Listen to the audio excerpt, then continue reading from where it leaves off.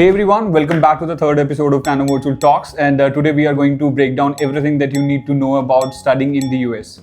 As we have received a lot of questions from the students' side, and the most important question is actually there are two students with the same profile, studied from the same schools and college, and scored the same kind of a score in their academic, and applied to the same university with the same course. But होता क्या है कि एक students की application acceptance आती है university से and another got rejected. So what are the reason behind it? मतलब क्या reason हो सकते हैं उसके? So definitely I think we have a lot of students who come up to us and ये बहुत ज़्यादा होते हैं often ये cases because most people come in groups, right? Those students दोस्त हैं इकट्ठे आए हैं apply करने. So it does happen, but the fact of the matter is that there can be various reasons to it. One can be obviously starting off with your personal statement or your essay, your letter of recommendations, probably your extracurricular activities. Now every personal statement has to be unique, for a admissions officer to resonate more to a student. It has to be unique enough, and your letter of recommendations need to be on point. Various extracurricular activities need to be part of your profile because like we've discussed before, profile building is an extremely important part of your application. That is one thing, and I think apart from that, your application timing is extremely important because there can be various the sooner you apply for your course, the better. Exactly, first come first serve होता है अगर because there is a certain limit of seats एक course के लिए. तो अगर वो जितना पहले apply करो, that's the higher the chances are for you to actually get in, right? And of course at the end of the day, interview performance also matters, right? You need to be strong and confident in it, and you need to be able to portray what you actually are to the admissions committee. So these are the various possible reasons कि apart from your academic profile and बाकी सब कुछ same होने के सिवाय भी you might just get rejected. So as we already know that the US is very expensive.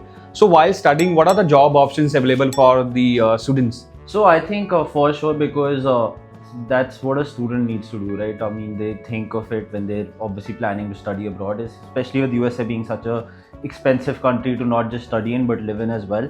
So they have to have that in mind ki what are my work options, how am I going to be able to afford this education and that sort of lifestyle. So apart from obviously CPT and OPT, which I will obviously get into a little bit later, apart from that, you definitely have the opportunity to work on campus only without a CPT and OPT is what I'm saying. On campus work options are part-time, right? Which is part-time means 20 hours per week. But with the on campus, so what are the job options? So क्या कर सकते हैं? There are various job options. Obviously इतने ज़्यादा नहीं, थोड़े limit में होते हैं. But since the US institutions they have large campuses and everything, there's a lot of job opportunities available. So if you are good academically and everything, you can definitely get a job as a teacher's assistant or a research assistant, which are obviously your assistant to the teacher in terms of grading, scores वगैरह ये सब करने, and of course in part of research as well. Apart from that, you can be a food hall associate, food hall worker, and a campus IT support, etc. So ऐसे बहुत सारे होते हैं. There could be probably convenience stores or grocery stores within the campus that you could be part of, right? And you can probably be a sales assistant over there. So various job opportunities on campus as well.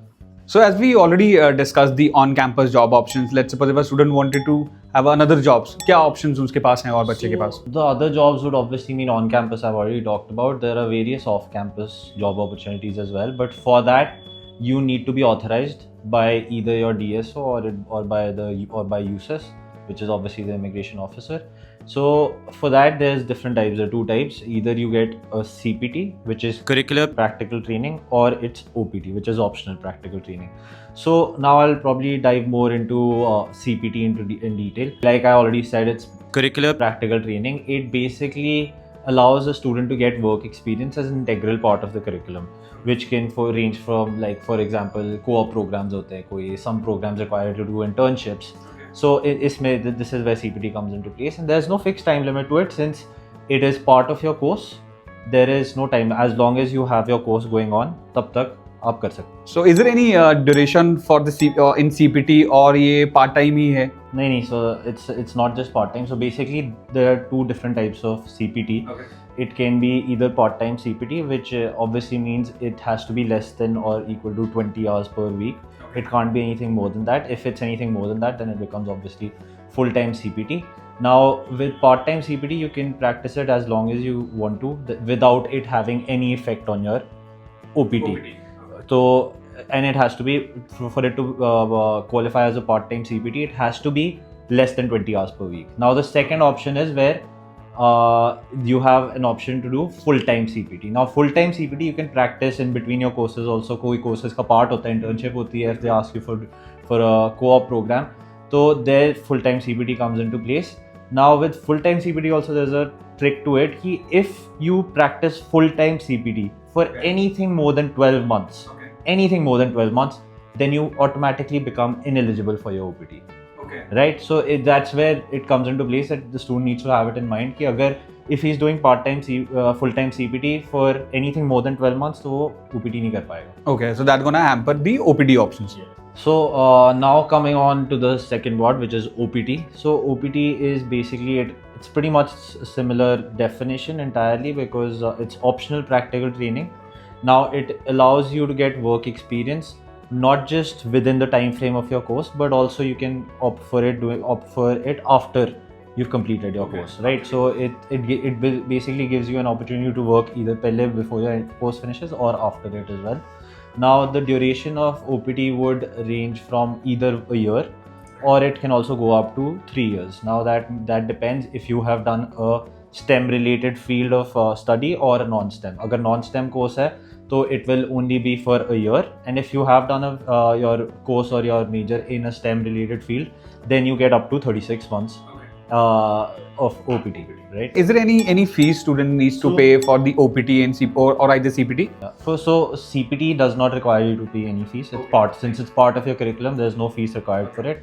To opt for OPT, to apply for it, you need to, I think as of January 2025, you have to pay around $470. As we discussed this thing in very detail, so I just wanted to understand that how much student can earn in US. So the federal minimum wage is $7.25, which can obviously range. Since there are so many job opportunities, you don't necessarily have to be aligned to that $7.25. That is the minimum wage, of course.